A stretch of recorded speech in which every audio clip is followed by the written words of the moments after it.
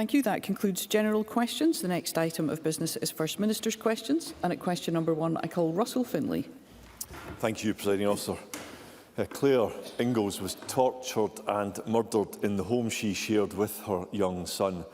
Her killer had been bailed from court 5 times despite dozens of convictions. Social services tried but failed to warn Claire that she was in danger. Claire's parents, Fiona and Ian, are still fighting for answers, and I previously raised their plight directly with this First Minister and his predecessor. They say we should not have to come to Parliament again, and on the 3rd anniversary of our beloved daughter's murder, to beg the First Minister for answers.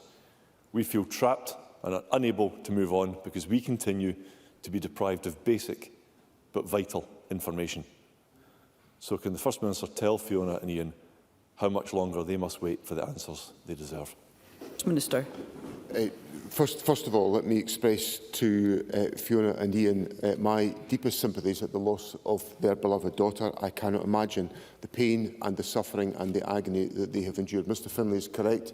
He has raised this issue with me before, and as a consequence of that, and he and I have exchanged correspondence on this issue, we've taken steps to ask Stirling Council to undertake further examination and exploration of the issues involved, to engage directly with Claire's parents.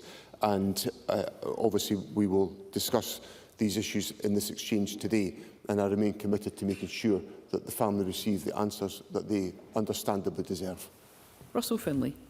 Thank you. When I wrote to Mr Swinney on behalf of Claire's parents, he told me that he would reply soon, and that was 4 months ago. Is that really good enough? And the Ingalls family are far from alone in being failed by the justice system. Also in the chamber today is Denise Clare, who was raped by David Goodwillie and David Robertson.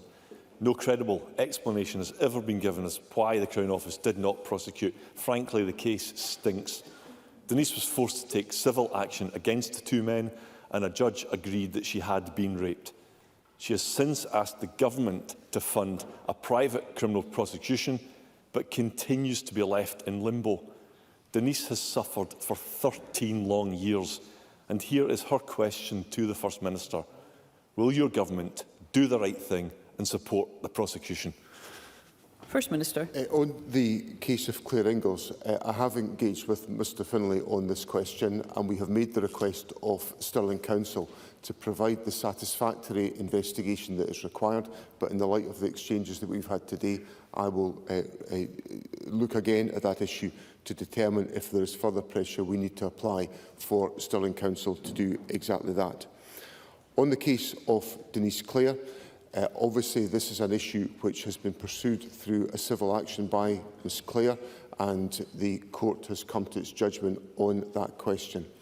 I am aware that she has made application for legal aid assistance to take forward, she's approached ministers for the steps necessary to ensure her case can be pursued as a private prosecution. That issue is being considered by the government, but I have to say to Mr Finlay today, I think the government has taken too long to consider the request that Ms Clare has made to us. And when I saw the news reports at the weekend, I asked for there to be greater urgency put into the engagement with our agents on this question, because I am dissatisfied with how long it has taken, and I express my apology through Mr Finlay to Mr Clare today. Russell Finlay. I'm sure Denise Clare will be pleased to hear that. And as Thomas Ross KC says, there's nothing complicated or complex about this decision. But we have the family of a murder victim who have no answers, and we have the double rape victim who has no answers. And it's actually typical of how victims are treated due to the SNP's weak justice agenda. The First Minister often cites judicial independence, but just this week he subverted judicial independence. 2 days ago, John Swinney and his colleagues sat right there, applauded themselves for passing a bad law to free thousands of criminals early from Scotland's prisons. This will result in more crime, more victims and more pressure on our police. Crucially, the SNP's new law does not give prison governors the power to block the release of those considered to be too dangerous. Why not? First Minister. Presiding Officer, I think there are... I understand the significance of the cases that Mr Finlay puts to me today, but there are some fundamental points I need to put on the record about these cases. The issue of the granting of bail in the case of Claire Ingall's case, those are independent judgments arrived by the courts, and it is wrong for ministers to be involved in those cases. Now, I accept that there will be vigorous debate about the appropriateness of judgments, but these are decisions taken by the independent judiciary, and none of us want to have a judiciary that is anything other than independent. On the case of Denise Clare, there was a judgment arrived at by the Crown, who independently assessed the case for prosecution. Again, nobody, and I know that Mr Finlay would not be arguing for this, nobody accepts that those decisions should be taken by any process other than an independent process that can be undertaken. In relation to the legislation that Parliament has passed, Mr Finlay knows that the Government has had to come to this step because of the significant rise in the prison population, requiring ministers to ensure that our prisons are places of safety, especially for prison officers to work. And the reason why there is no a Governor's veto is the Government has amended the timescale under which individuals will be released from prison. But we have put in significant safeguards to ensure that those convicted of domestic violence and serious assaults are not included in the release scheme that we have in place. Russell Finlay. Thank you, Presiding Officer. When the SNP previously ordered the mass early release of prisoners, the Governor's veto was a vital safeguard. But John Swinney now thinks that he knows better than Scotland's prison governors. And people in the real world are looking at this in utter disbelief. Soft-touch SNP justice prioritises the rights and interests of dangerous criminals. Claire's mum, Fiona, told me there's something far wrong with Scotland's justice system when victims are kept in the dark and not treated as a priority. When it's releasing prisoners, the SNP rush through a law in days. When it's justice for victims, they leave them waiting for years. Does John Swinney have any regrets about his government's treatment of crime victims? First Minister. Thank you. Sir, I will always take seriously the concerns of victims and will take the action necessary to ensure that the interests of victims are fully and properly taken into account in all the steps that the Government takes. I would point out that in relation to the early release schemes that have been put in place before, there have been opportunities through the victim notification scheme for victims to be fully advised about the circumstances of release, should they wish to take up that opportunity, which is not always the case. Can I correct one of the points that I made in my earlier answer? I should have made reference to sexual assault as being the issue where constraints are applied in the legislation. And I don't think the characterisation that Mr Finlay expresses about mass early release is at all appropriate. The Government took steps to ensure our prison system was safe for those who work in our prison system, just as Mr Finlay's colleagues in the United Kingdom did. But the difference with this Government is that this Government came to Parliament and set out its case and asked for parliamentary consent to approve the steps that the Government was taking. That is what you do in a democracy. Yeah, absolutely. Question number 2, Anna Sarwar. Thank you, Presiding Officer. Yesterday, the Institute for Fiscal Studies published a devastating report on the state of Scotland's NHS under the SNP. They said, and I quote, "Performance in the Scottish NHS remains below pre-pandemic levels across many measures. Even more concerningly, many measures of performance have continued to worsen over the last year.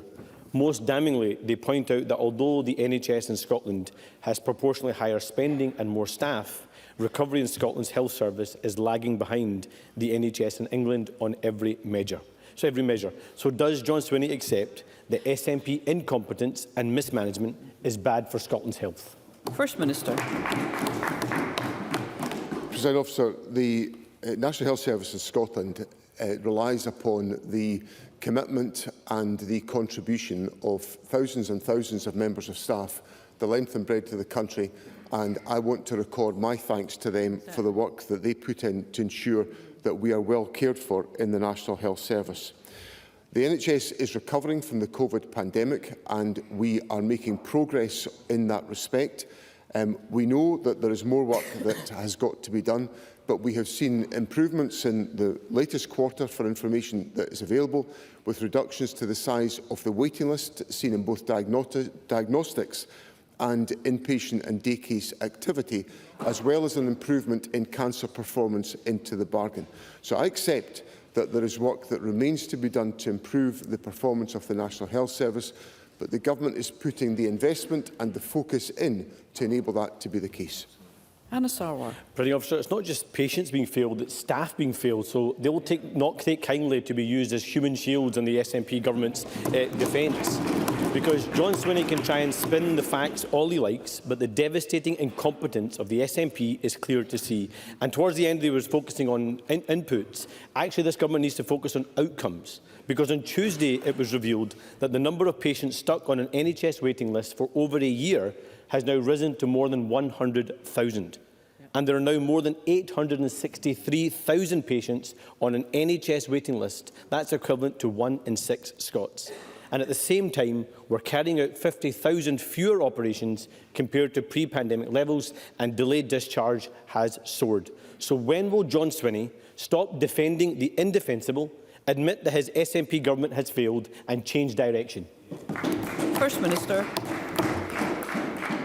I think what members of the workforce in the National Health Service will welcome is the investment this government has made to ensure that NHS staffing is up by 26% in the period between when this government came to office and where we stand now.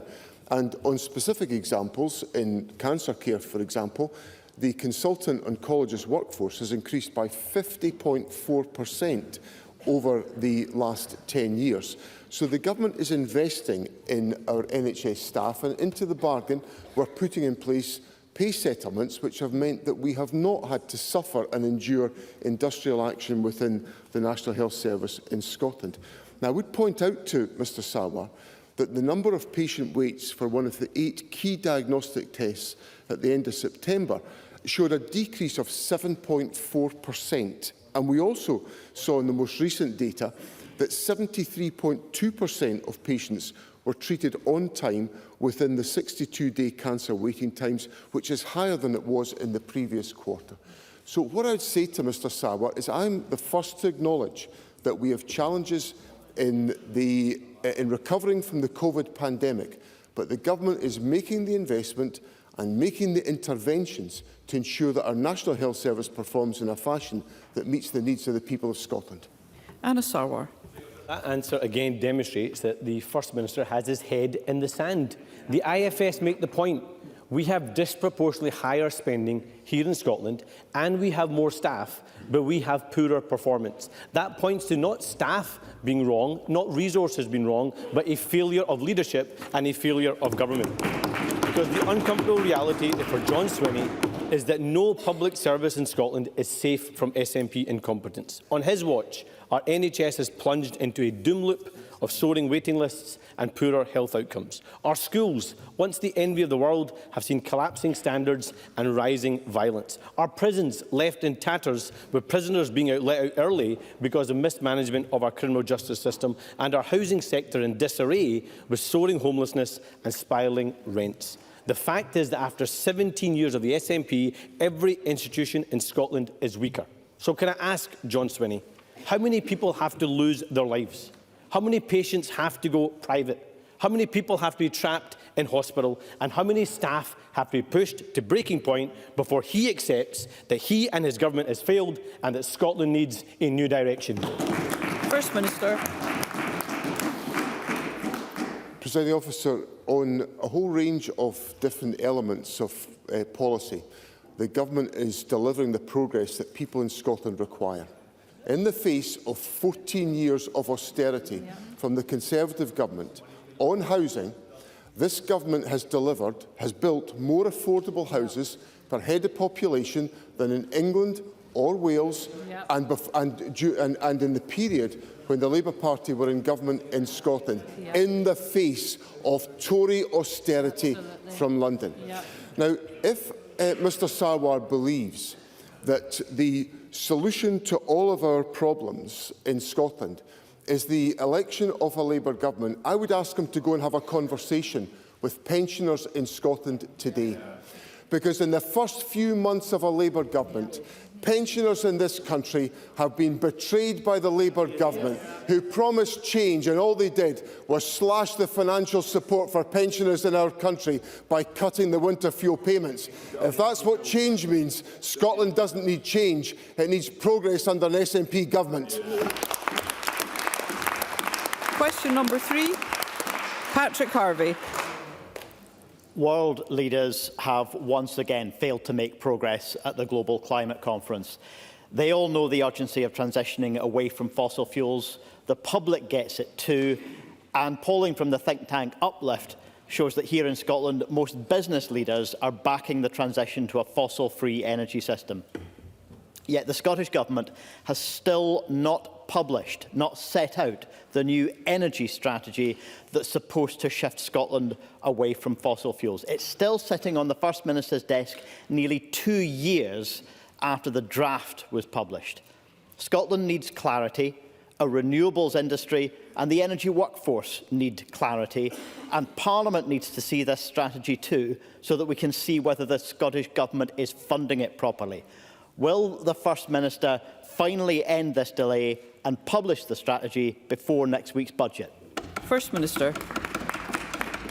President Officer, the Government's direction on energy policy and on renewables is absolutely crystal clear, and it was demonstrated by the Green Industrial Strategy that the Government published, which gives all the certainty in the world about this Government's devotion and dedication to ensuring we make the transition to a green economy through the support of renewable energy in Scotland.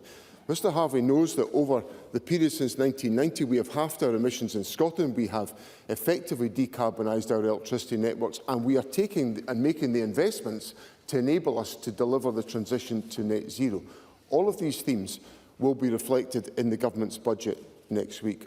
In relation to the energy strategy, Mr Harvie will know that some of the judgments on issues within that energy strategy are informed and influenced by recent court decisions, and the Government is taking time to ensure that we properly reflect on those issues in the formulation of the energy strategy, and it will be published when those conclusions have been reached. Patrick Harvie. Well, the lack of this strategy doesn't give the clarity that the First Minister is claiming exists. He tells us again that his priorities include tackling the climate emergency. Driving down emissions from transport will be a key part of achieving that. That's why during our time in government, the Scottish Greens cut the cost of public transport with free bus travel for under 22s and scrapping peak time rail fares. Because we know that cutting fares is critical to drive up public transport use and drive down emissions. But instead of continuing that work, the First Minister has brought back peak rail fares, undermining climate action and increasing the cost of living. The Scottish Greens have now set out plans for a national bus fare cap to ensure that nobody pays more than £2 for their regular bus journey. So can the First Minister see that public transport costs need to come down, and will he commit now to making this plan happen? First Minister. Well, the Government has delivered reductions in the cost of travel for many, many people in Scotland, not least of which the under-22 population, who now enjoy free bus travel around the country, and I think it's a very welcome development and a welcome step that assists and supports the involvement and the mobility of young people within our society. Now, obviously, we've taken forward steps in relation to peak fares. We extended the pilot exercise to establish if there was an evidence base to demonstrate that that sufficiently justified the investment of public money to meet the climate objectives that we had. Unfortunately, the public investment did not justify the steps that were being undertaken. And as Mr Harvey knows, the financial pressures on the government are such that we have to be very careful about the judgments we make in that respect. And obviously, we'll reflect on all of these questions as we consider the government's budget and take forward the steps that are necessary to ensure we achieve our objectives on net zero. Question number 4, Kenneth Gibson. Thank you, Presiding Officer. To ask the First Minister what the Scottish Government's response is to the UK Government's reported allocation of between £295 million and £330 million to cover the increase in employer national insurance contributions for the public sector in Scotland. First Minister. Presiding Officer, if the figures that were reported this week are all that is provided, that will mean that the Chancellor of the Exchequer will be shortchanging services the public depend upon by over £400 million. Kenneth Gibson. I thank the First Minister for that reply. In evidence to the Finance and Public Administration Committee on Tuesday, the Office for Budget Responsibility confirmed that Labour's national insurance hike means employees will be £800 a year worse off as a direct result of Labour's budget, with low-paid workers disproportionately impacted. Business investment will fall by £25,000 million and taxes rise £62,200 million a year by 2029-30, while the UK economy will continue to stagnate, growing only 4.3% between 2019 and 2028. Does the First Minister agree that if this is what a Labour government looks like, independence can't come soon enough? First Minister.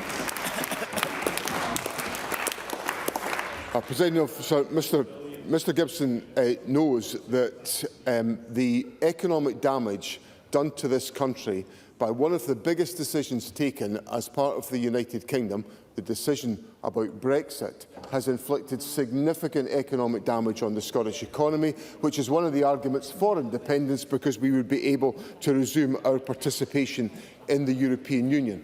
The employers' national insurance contributions change is an indication of the fact that the public finances of the United Kingdom are in such a weak position that action of that type has got to be taken. But it is damaging the Scottish economy as well because of the financial burden it places on public services, on businesses and on organisations that we depend upon, who do not, as things stand, do not appear to be being compensated by the United Kingdom Government, such as GPs, social care, colleges and early learning and childcare. So Mr Gibson is absolutely right to point out the damage that has been done to the Scottish economy by these measures, and independence can't come soon enough to address these issues.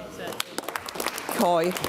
Thank you, Presiding Officer. It's good to see that the First Minister hasn't changed the record. The SNP has made a policy decision both to have a larger civil service in Scotland and to pay them more, despite failing to deliver meaningful public sector reform. Isn't the blame for the national insurance cash crisis that this government now faces down to the economic incompetence of both governments? The SNP for allowing the public sector to become too big, and Labour for using national insurance as a means to claw back the vast amounts of money Let's hear it has Mr. committed Hoy. to above inflation pay increases in the public sector. First Minister. I think every day as First Minister is a day where I learn something new. And today what I learned is that Craig First Hoy... Minister. Craig First Minister. Hoy, First Minister, if I might forgive me. stop you. I'd be very grateful if members would just cease commenting from a sedentary position. When you've not been called to speak, please don't. First Minister. And, Presiding Officer, my new piece of learning today is that Craig Hoy, a Conservative, has decided it's a good idea to come to Parliament and lecture me about economic incompetence after what his government inflicted on the people of the United Kingdom.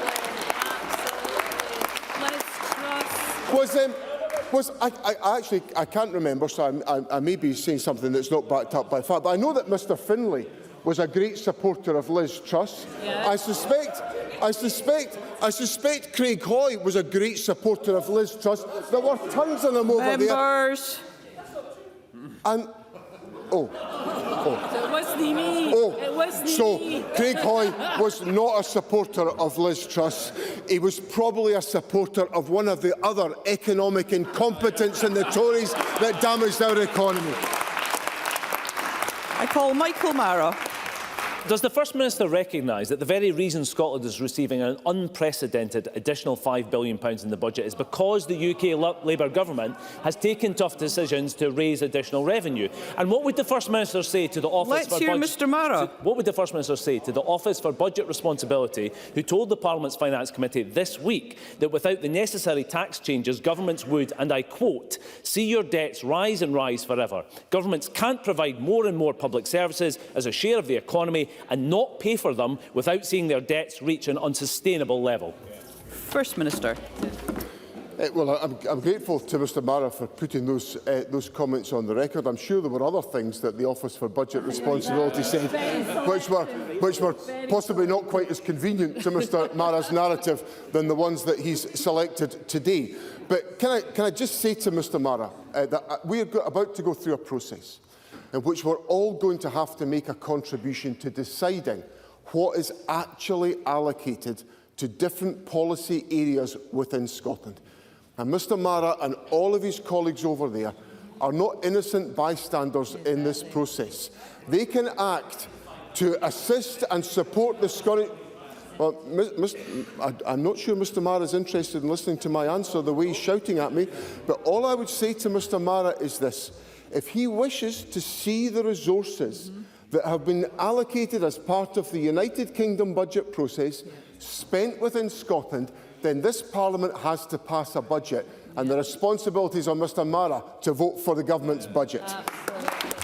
Christine Graham. Thank you very much, Presiding Officer. Given that it is reported that the rise in national insurance contributions for employers will overwhelm the finances of charities, such as the SSPC, and I declare an interest as a member, with an estimated £400,000 per annum increased cost, twice the cost of feeding all the animals in their care, have there been any discussions with the UK Government on the financial damage to the charitable sector in Scotland, such as the SSPC, because they cannot pass these costs on to anybody. They must cut what they deliver.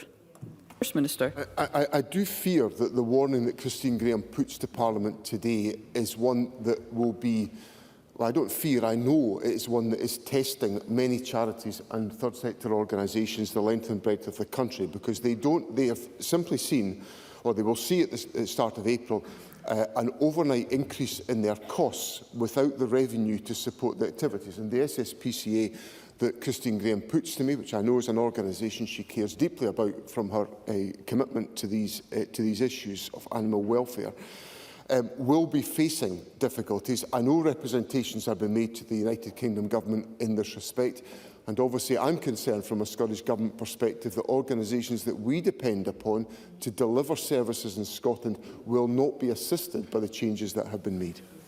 Question number 5, Megan Gallagher. Thank you, Presiding Officer. To ask the First Minister what action the Scottish Government is taking to reduce the length of time that children are placed in temporary accommodation. First Minister.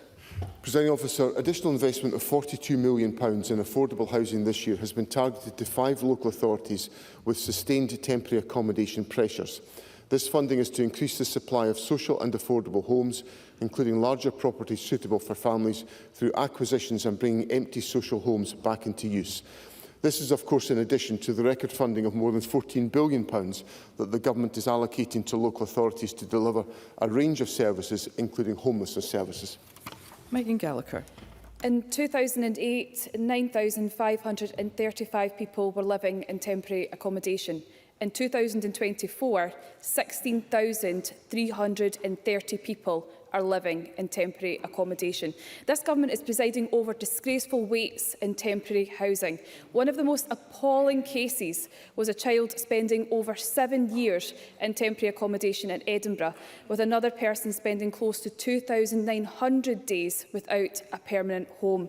The SNP has been in power for 17 years, yet things go from bad to worse. Does the First Minister believe a child should spend 7 years in temporary accommodation? And when will this government finally get a grip of this situation that should shame him and his government? First Minister. President Officer, as I set out in my answer to Anna Sawar earlier on, in the face of 14 years of Conservative austerity, this government has built an average of 7,750 affordable homes each year since 2007. That's an average of 40% more per annum than the period 1999 to 2007. It's 45% more affordable homes delivered per head of population than in England and 70% more than in Wales during a period of intense austerity from the Conservative government. Now, I don't want people to be living in temporary accommodation. That's why the government is trying to take steps to improve the availability of rented accommodation. That's what will be part of the housing bill that Parliament considers this afternoon, and I hope Parliament will support the government in the measures that we're bringing forward to strengthen and to expand housing stock in Scotland. Yeah. Question number 6, Jackie Bailey. To ask the First Minister for what reason at least 69,000 patients reportedly waited more than an hour to be triaged in A&E departments in the first half of this year. First Minister. President, so it's important for me to stress that people who are seriously unwell or their condition is life-threatening, initial triage will have started by paramedics before they arrive at hospital, with A&E staff put on standby for the patient's arrival for an immediate further assessment.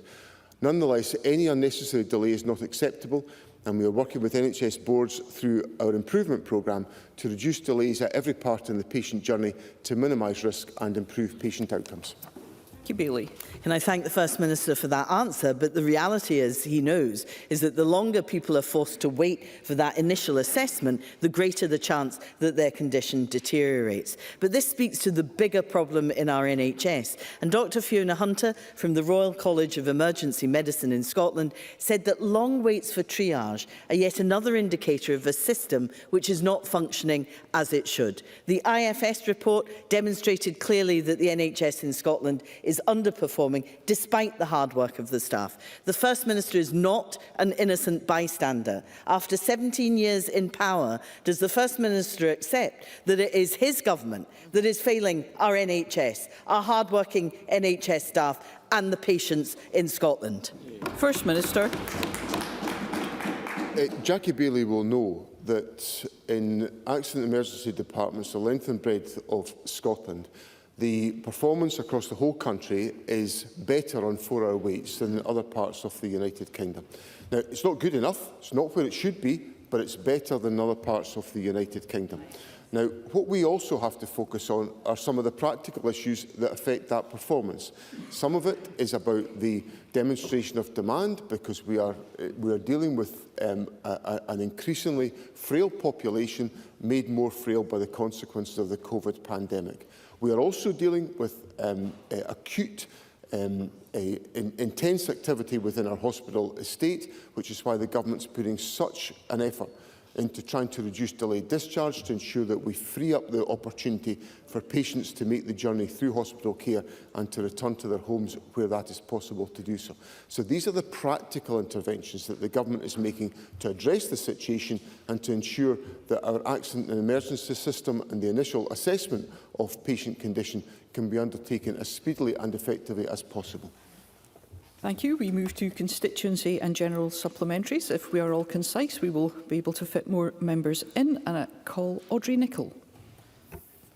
Thank you, Presiding Officer. New research from PwC confirms Scotland is leading the UK in the creation of green jobs, with the number tripling since 2021. And this comes despite the news that Labour's big plans to create green jobs, with the promised 1,000 GB energy jobs in the North East, is now watered down to around 200 to 300 posts based in Aberdeen. So what steps is the SNP Scottish Government taking to deliver a just transition for the North East, as opposed to the empty promises we're hearing from the UK Government? First Minister. So the Scottish Government is committed to facilitating a just transition for the North East of Scotland. We have committed to over £500 million of investment through the Just Transition Fund to support that journey, maintaining and creating jobs in low-carbon industries and contributing to the region's future prosperity. We've dedicated £11 million for a package of skills interventions, including the Energy Skills Transition Hub, for example, and allocated over £75 million to help projects and communities across the North East of Moray to create jobs, support innovation and secure the highly skilled workforce for the future. Thank you. Tim Eagle. Is that on? Thank you, Presiding Officer. And can I quickly remind members of my register of interest as a farmer? Today, the NFUS have gathered hundreds of farmers from across Scotland outside of Parliament. Thousands more will be watching from all of our constituencies across Scotland. Whether it's due to Labour's cruel family farm tax, the lost or stolen Bew Review money, or the lack of commitment from this SNP government over multi-annual funding, farmers are worried about the future. They're worried about their own future, they're worried about their children's future, and they're worried about their businesses. All eyes are on Scotland for the budget. So what reassurances will the First Minister give today to all those farmers standing outside? First Minister. I don't think Mr Eagle helps the farming industry by... The First Minister. I don't think Mr Eagle helps the farming industry by using language like lost or stolen money. What language is that for a Member of Parliament to use? I've given a cast-iron commitment that the £46 million will be put into the rural affairs budget of the Scottish Government so that farmers can appreciate that investment. That is a commitment from me, and Mr Eagle should take it seriously. As for the inheritance tax changes, I am deeply troubled by what is happening as a result of these changes. I represent a large rural constituency with many involved in farming. The inheritance tax changes will be catastrophic for the sustainability of family farming. So the Cabinet Secretary for Finance and the Cabinet Secretary for Rural Affairs have both written to the United Kingdom Government to point out some of the issues which I think the UK Government has skated past in their rush to put this particular provision in place that will be deeply damaging to the farming industry. And for Mr Eagle to put any point to me about multi-annual funding when the Conservative Government failed to deliver multi-annual year funding and inflicted the shambles of Brexit on the farming industry in Scotland is an absolute joke. Paul O'Kane. Thank you, Presiding Officer. Last week it was reported that despite handing at least £4 million to health boards since 2022 to deliver health checks for vulnerable Scots who have a learning disability and promising that these would be completed by March 2023, as of this year not a single board has met that target and some boards have offered no checks at all. This week the Equalities Committee was told by individuals who have a learning disability that they feel like they, quote, remain unheard and are not a priority for Scotland. So can I ask the First Minister, what has happened to that £4 million given to health boards for their unfulfilled promise? What is going to be done to rectify this failure? And will he now apologise to those vulnerable Scots with learning disabilities who've been let down by his government yet again? First Minister. I'm not familiar with the issue that Mr O'Kane puts to me today. If we've allocated £4 million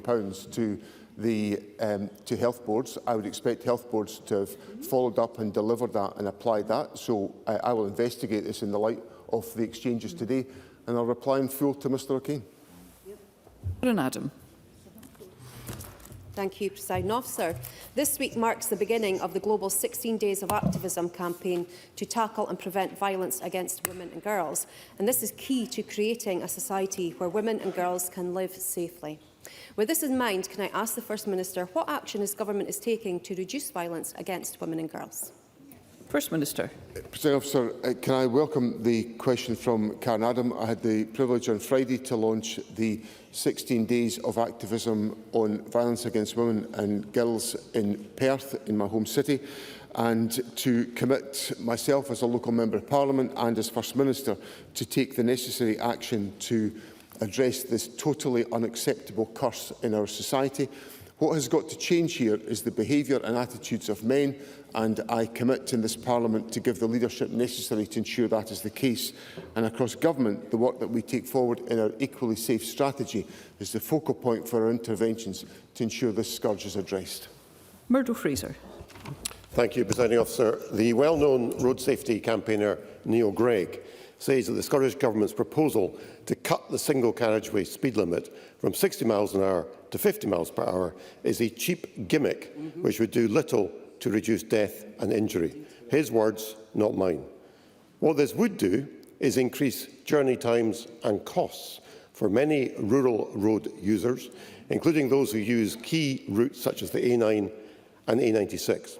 So instead of going down this route, why don't the Scottish Government improve road safety by finally delivering on its promise to fully dual both the A9 and A96? First Minister. So the Government remains committed to the dualling of the A9 and the A96 and are taking Let us hear the First Minister. and are taking the practical steps to advance those projects. In relation to the questions on road speed, there is a consultation underway.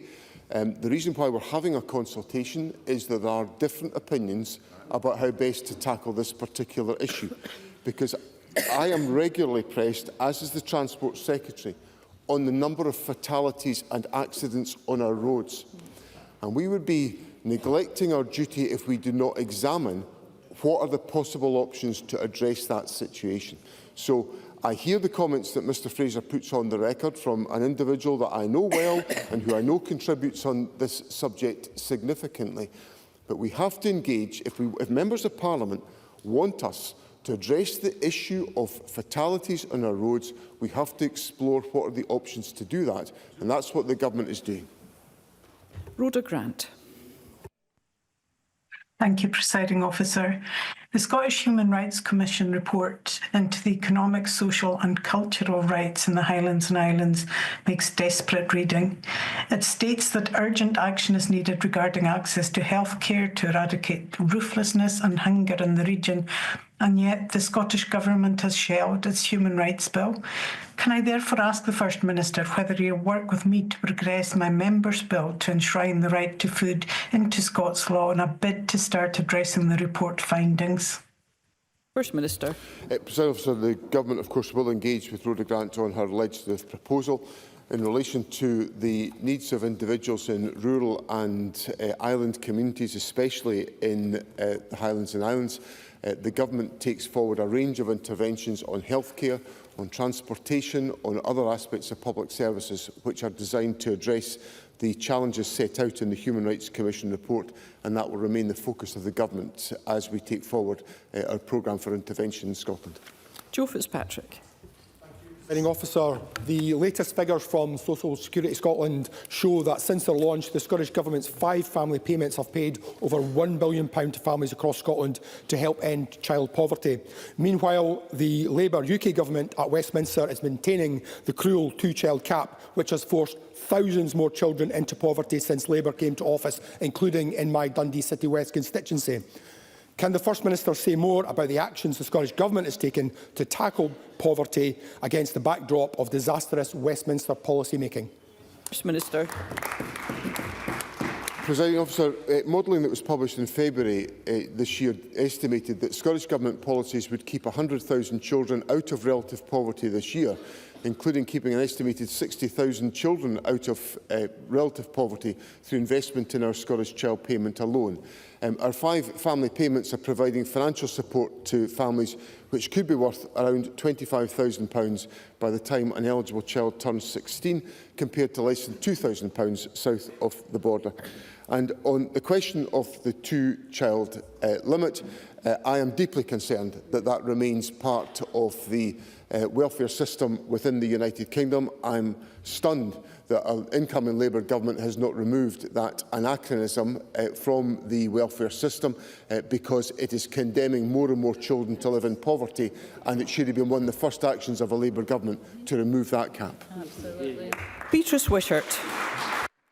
Thank you, Presiding Officer. 2,000 patients of the Lerwick dental practice have been notified by text that they will be deregistered and will be left without care by early next year. Another 4,000 patients are at risk of deregistration. Just this morning, I heard from a constituent, one of those 2,000 patients, who says, and I quote, "I'm in tremendous pain with toothache and on phoning the dentist for emergency treatment, as this is all I can access now. I eventually got through, only to be told they'd see what they could do and phone me back. She's still waiting for the call back. It's clear the independent high street model of dentistry is failing NHS patients, and in Shetland disproportionately so, as there's no alternative. Talk of long-term strategies does little to ease the agony for patients with toothache. So does the Scottish Government agree that everyone in Scotland should be able to access routine NHS dental care? And if so, will the First Minister ensure that the model of delivery is re-examined, as the current system is quite clearly failing my constituents in Shetland? First Minister.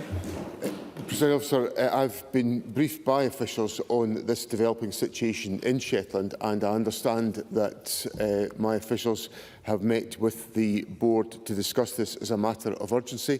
The latest news is undoubtedly a regressive step, and the Public Health Minister will be overseeing through officials that appropriate mitigations are in place to ensure that the legitimate aspirations that Beatrice Wishart has put to me today are fulfilled for her constituents in the Shetland Islands. So this will be an issue that will have the focused attention of the Public Health Minister, who will be happy to engage with Ms Wishart on this question.